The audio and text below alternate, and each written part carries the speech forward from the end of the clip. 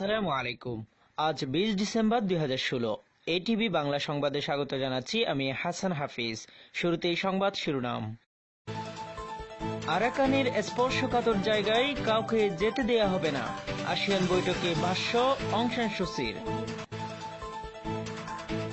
বাংলাদেশের কক্সবাজারস্থ রোহিঙ্গা শরণার্থী শিবির পরিদর্শন করলেন ইন্দো পররাষ্ট্রমন্ত্রী মারসুদি। এবং বাংলাদেশের শরণার্থী ক্যাম্পে মারা গেছে আরাকানের সেনাবাহিনী কর্তৃক গুলিবিদ্ধ শাহ আলম। শুনছিলেন শিরোনাম, এবারে বিস্তারিত।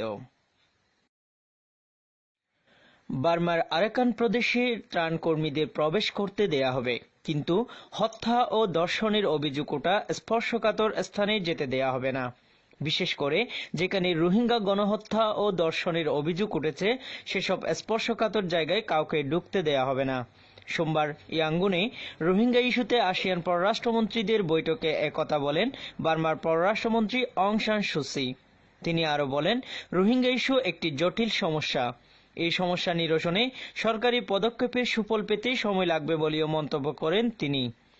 সুচির এ বক্তব্যে রোহিঙ্গার চলমান পরিস্থিতির খুব সামান্যই পরিবর্তন হচ্ছে বলে মনে করছেন বিশ্লেষকরা।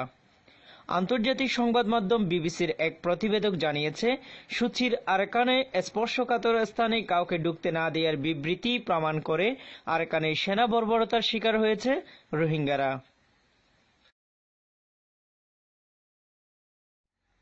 ইয়াঙ্গুনে আসিয়ান বৈঠক শেষ করে আজ বাংলাদেশ সফর করেন ইন্দোনেশিয়ার পররাষ্ট্রমন্ত্রী রথেনো এলপি মারসুদি। স্থানীয় সময় 12টায় বাংলাদেশের পররাষ্ট্রমন্ত্রী এএস মাহমুদ আলী সহ কক্সবাজারস্থ কুতুপালং রোহিঙ্গা শরণার্থী শিবির পরিদর্শন করেন তিনি। 9 অক্টোবরের পর আরাকান অঞ্চলে সেনা বর্বরতার শিকার হয়ে বাংলাদেশে আশ্রিত রোহিঙ্গাদের সাথে কথা বলেন মারসুদি। এ সময় রোহিঙ্গারা বর্মী সেনাদের নৃশংসতার বর্ণনা দেন পররাষ্ট্রমন্ত্রীদ্বয়কে। পরে ইন্দো পররাষ্ট্রমন্ত্রী রোহিঙ্গাদের সমবেদনা জানান। শরণার্থী শিবির পরিদর্শনে পররাষ্ট্রমন্ত্রীদ্বয়ের সাথে ছিলেন বাংলাদেশের পররাষ্ট্র সচিব শহীদুল হক, স্থানীয় সাংসদ আব্দুর রহমান বদি। রাতে পররাষ্ট্রমন্ত্রীদ্বয়ের আনুষ্ঠানিক বৈঠক শেষে ইন্দোনেশিয়া ফিরবেন মারসুদি।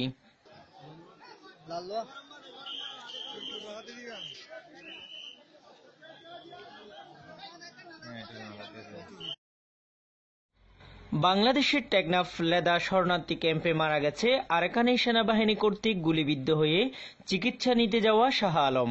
সূত্র জানিয়েছে, মংডুর মাঙ্গালা গ্রামের বাসিন্দা শাহ আলমকে রোববার ভোরে সেনা সদস্যরা অহেতুক গুলি করে। পরে স্থানীয়রা তাকে আহত অবস্থায় উদ্ধার করে বাংলাদেশের চিকিৎসার উদ্দেশ্যে পাঠিয়ে দেয়, কিন্তু কোনো চিকিৎসা না পেয়ে গতকাল দুপুরে লেদা শরণার্থী শিবিরে মারা যান শাহ আলম। টেকনাফের লেদা রোহিঙ্গা ক্যাম্প ব্যবস্থাপনা কমিটির সভাপতি ঘটনার সত্যতা স্বীকার করেন।